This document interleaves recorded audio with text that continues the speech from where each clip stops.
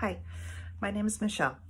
I'm based out of Oklahoma in the United States, and I'd like to share with you an apology prepared for my neighbors. To our neighbors during this pandemic, your yard is situated just 30 feet from our back door, and prior to about 50 days ago, that 30 feet felt a lot longer than it does today.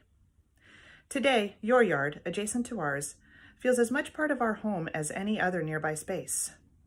Your beautiful yard, protected by chain link adorned by blossoming honeysuckle, has grass demonstrably greener than ours. Our yard, bordered by dilapidating bricks, has ivy-wrapped trees and tired irises. Our families, until now, haven't felt extraordinarily dissimilar. My young ginger boys tromp through our yard. Your sweet, golden-haired toddler explores the great unknown that is your garden.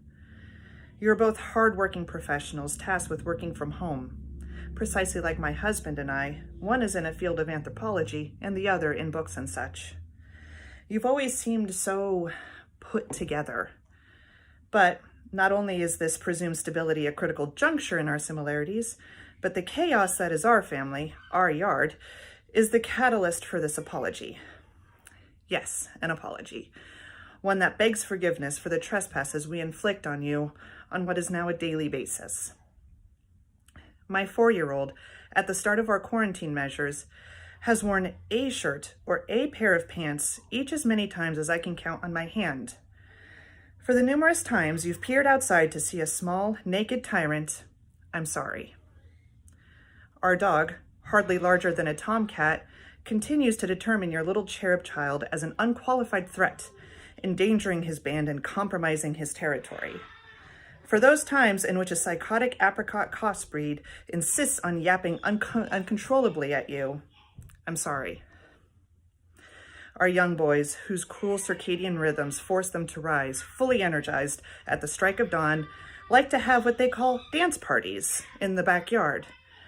For the mornings in which you've had to wake up to the Macarena, I'm sorry. For those 3 days in which our son chose to potty train, situating his small commode squarely in line with your living room window, I'm sorry.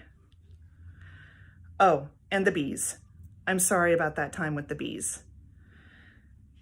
I can only imagine what our havoc looks like from your end.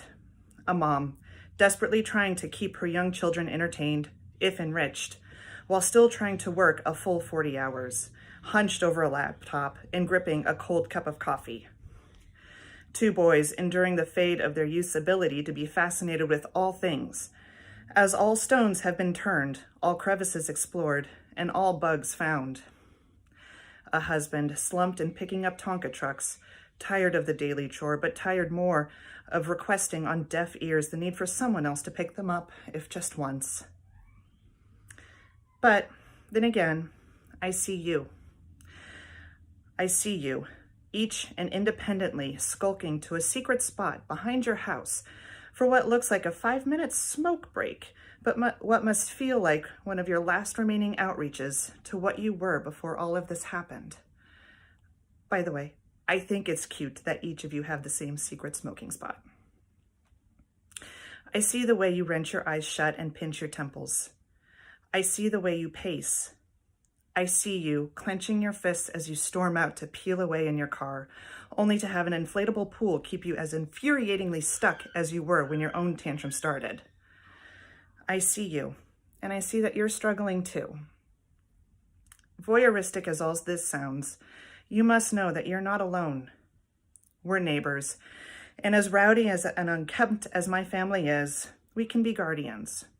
We can keep the porch light on to remind you that someone next to you might be feeling as trapped and frustrated as you are. We'll get through this.